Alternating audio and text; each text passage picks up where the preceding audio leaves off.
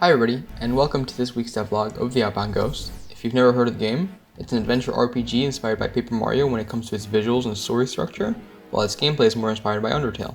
If you've watched my videos before, you might notice that I always start my videos by stating these inspirations, but I thought I'd go into more detail about what it means on a more specific level. So the first and most obvious inspiration comes from Paper Mario. As you can see graphically, the characters are flat like in the series, but a key difference is that the environments are not paper-like.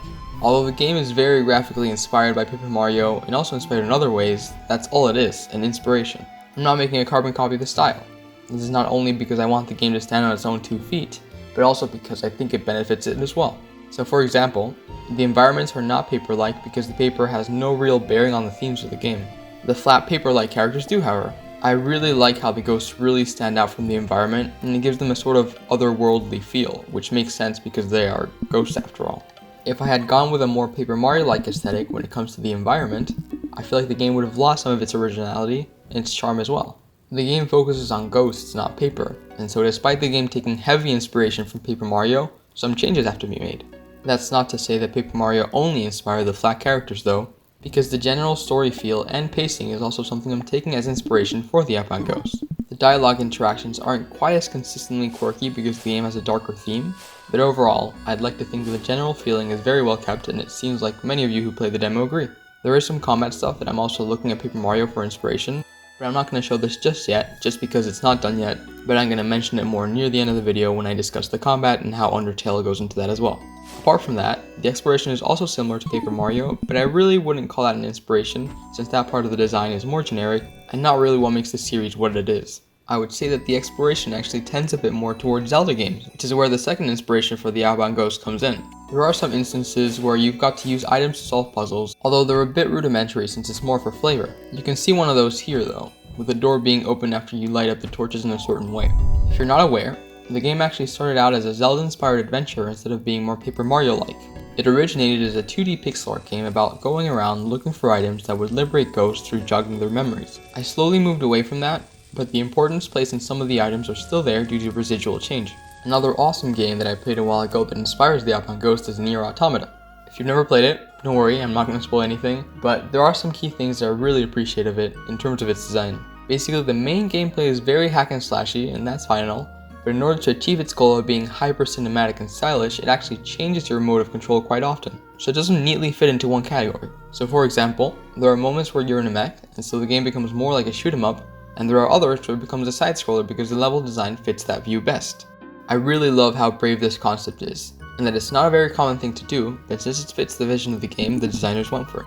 For the Outbound Ghost, I'm not doing the same thing because the game isn't trying to be a cinematic experience, but Nier Automata inspired me to be brave in embracing my game's vision and allowing myself to go with my gut as opposed to stick to conventions. This doesn't mean that I don't stick to conventions at all, they're there for a reason.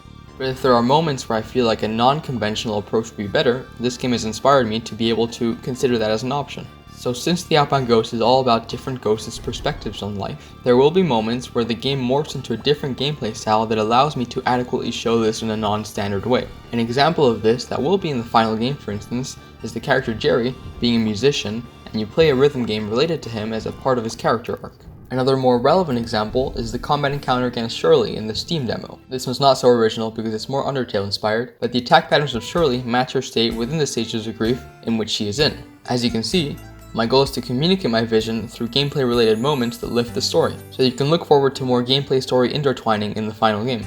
Speaking of Undertale, this is the last major inspiration for the Outbound Ghost. As I just mentioned, combat is very much inspired by this game, but I'm making some additions and changes to it, and it's actually going to be tending even more towards Undertale than it already has. Here's a little video showing what's coming, and keep in mind, it's just a prototype and it's just a little taste, but it's going to be super awesome and I can't wait to have a more active combat system. Apart from the combat, the inspiration also comes from some referential stuff in regards to Undertale, although I haven't made enough progress on it to be able to show it just yet, so keep an eye out for that in future devlogs. Something else I'm adding to this more active combat system is Paper Mario solid badges. Again, nothing to show just yet, but hopefully within the next few devlogs, you'll be able to give that a look. And if you're one of the Kickstarter backers that decided to go with a beta key, you'll also be able to test it out hands-on. So yeah, with this added emphasis on combat, you can also expect it to happen more often, so another thing to keep in mind. So yeah, I've gone through a lot of games. Undertale, Paper Mario, Nier Automata, Zelda. Those are the main inspirations that I had when creating the Outbound Ghost. There's of course other inspirations here and there, but these are the main ones. If you're enjoying the devlogs and you're excited for the game,